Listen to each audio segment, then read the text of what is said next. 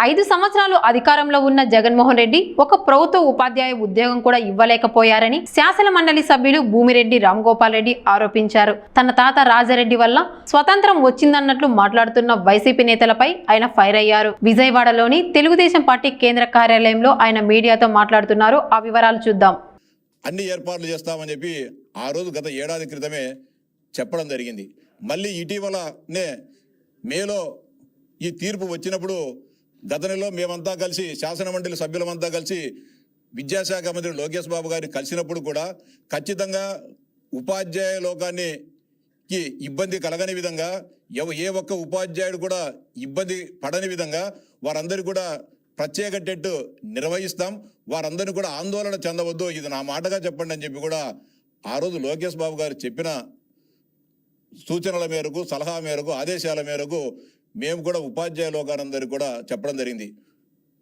సర్వీసులోని ఉపాధ్యాయులందరికీ కూడా ప్రత్యేక టెట్ ఈ రాష్ట్ర ప్రభుత్వం నిర్వహిస్తుంది, ఎవరు కూడా ఆందోళన చెందవద్దని చెప్పి వారందరికీ కూడా మేము హామీ ఇవ్వడం జరిగింది. ఆ మేరకే నిన్న స్పెషల్ టెట్కి సంబంధించిన ఉత్తర్వులను రాష్ట్ర ప్రభుత్వం జారీ చేయడం జరిగింది. జగన్మోహన్ రెడ్డి గారిని మొన్న ఆయన పులివెందుల పర్యటన సందర్భంగా కొంతమంది ఉపాధ్యాయులు కలిసి టెట్ను రద్దు చేయించాలని చెప్పి ఆయన కోరిన మేరకు ఆయన ఒక పెద్ద స్టేట్మెంట్ ఇవ్వడం జరిగింది. టెట్ రద్దు చేసేదానికి నేను పోరాడతా, మా ఎంపీలంతా కూడా పోయి ఉద్యమిస్తారని చెప్పి చెప్పడం జరిగింది. మళ్ళీ నిన్న ఏం చేశాడు, టెట్ ఇన్ సర్వీస్ టీచర్లకు టెట్ రద్దు చేయాలి, లేకపోతే నేను ఉద్యమిస్తా అని చెప్పిన ఎక్స్లో ఆయన పోస్ట్ చేసిన 2 గంటలకే చంద్రబాబు నాయుడు గారు, లోకేష్ బాబు గజ్జ గజ్జ గజ్జ గజ్జ గజ్జ వణిగిపోయి ఇన్ సర్వీస్ టీచర్లందరికీ ప్రత్యేక టెట్ నిర్వహిస్తామని చెప్పి ఆదేశాలు ఇవ్వడం జరిగింది, ప్రభుత్వ ఉత్తర్వులు ఇవ్వడం జరిగిందని చెప్పి ఎక్స్ వేదికగా ఆయన చెప్పడం జరిగింది. ఈ సందర్భంగా జగన్మోహన్ రెడ్డి గారు సలహా సూచిస్తున్నా, చంద్రబాబు నాయుడు గారికి మీరు డిమాండ్ చేసిన 2 గంటల్లోనే జీవో విడుదల చేసి మీ బెదిరింపులకు భయపడడం జరిగింది. అదే విధమైన బెదిరింపులను భారత ప్రధానమంత్రి నరేంద్ర మోడీ గారికి కూడా ఇవ్వండి. 40 గంటలు మీకు సమయం ఇస్తున్నా, మీరు భారత పార్లమెంటులో ఈ టెట్ రద్దు చేయాలని చెప్పి రాజ్యాంగ సవరణ చేసినా సరే టెట్ను రద్దు చేయండి, లేకపోతే మీ ప్రభుత్వాన్ని కూలదోస్తా అని చెప్పి ఢిల్లీ ప్రభుత్వానికి మీరు భారత ప్రధానమంత్రి మోడీ గారికి హెచ్చరిక జారీ చేయాలని చెప్పి సందర్భంగా నేను జగన్మోహన్ రెడ్డి గారికి సవినయంగా విజ్ఞప్తి చేస్తున్నా.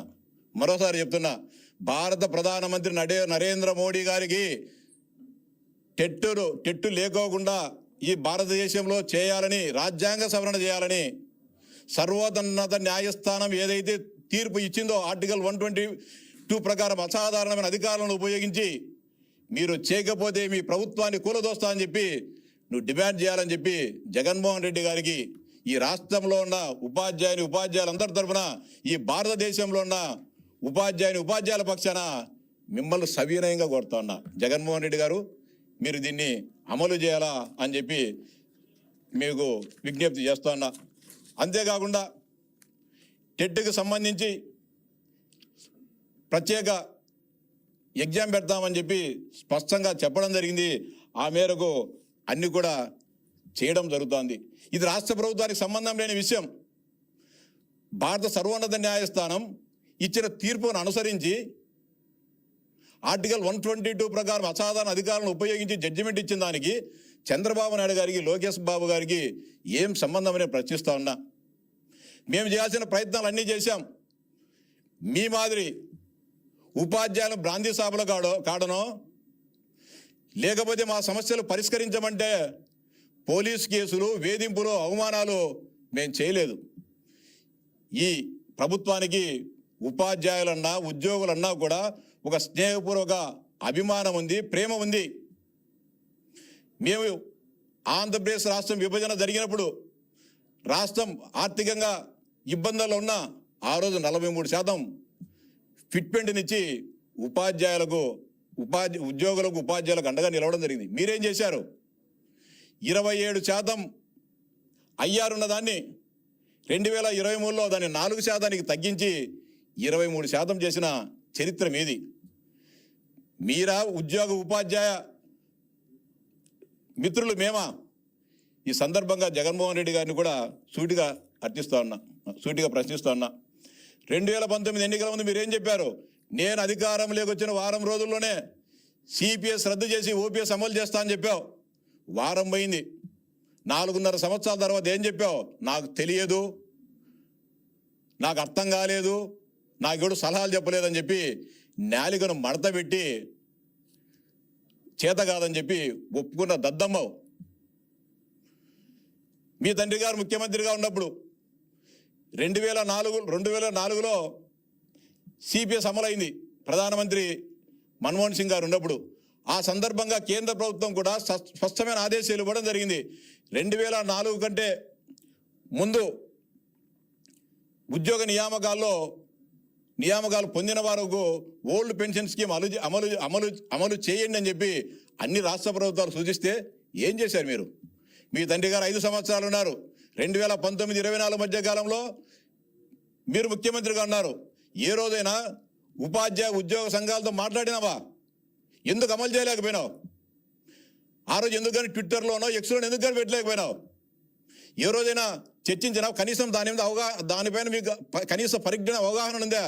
జగన్మోహన్ రెడ్డి గారు అని మాట్లాడుతున్నా.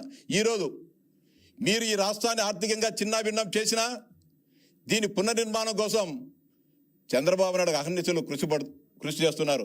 మొన్ననే 2004 కంటే ముందు నియామక పత్రాలు పొందిన 11,000 మంది ఉద్యోగులందరికీ ఓల్డ్ పెన్షన్ స్కీమ్ అమలయ్యే విధంగా రాష్ట్ర ప్రభుత్వం నిర్ణయం తీసుకోవడం జరిగింది. క్యాబినెట్లో కూడా దానికి ఆమోదం తెలపడం జరిగింది. ఇది ఈ ప్రభుత్వానికి ఉన్న నిబద్ధత. అలాగే గతంలో జగన్మోహన్ రెడ్డి గారు ఉన్నప్పుడు ఏదైతే ఉద్యోగులు ఉపాధ్యాయులపైన కేసులు పెట్టి వేధించారో ఈ ప్రభుత్వం వచ్చిన తర్వాత వాటన్నిటిని కూడా మీ విత్డ్రా చేసుకోవడం జరిగింది. రకరకాల చట్ట నిబంధనల మేరకు వాటన్నిటిని కూడా తొలగించడం జరుగుతూ ఉంది. అదేవిధంగా మీ ప్రభుత్వంలో రిటైర్మెంట్ అయితే 2 సంవత్సరాలకు 3 సంవత్సరాలకు కానీ బకాయిలు ఇవ్వలేని దిక్కులేని పరిపాలన చేశావు. ఈరోజు మీరు అడగండి, ఛాలెంజ్ చేస్తానా, మీ దగ్గరికి వచ్చిన ఫ్యాప్టో నాయకులు కానీ అడగండి. ఈ ప్రభుత్వం వచ్చిన తర్వాత ఎవరైనా రిటైర్మెంట్ అయితే రెండు నెలల లోపల వారందరికి సంబంధించిన బకాయిలను మేము ఇస్తున్నామో లేదో ఒకసారి అడిగి కనుక్కొని మాట్లాడు జగన్మోహన్ రెడ్డి. అప్పుడు ట్విట్టర్లో ఎక్స్లో పెడతావో ట్విట్టర్లో పెట్టు నీ కామెంటు.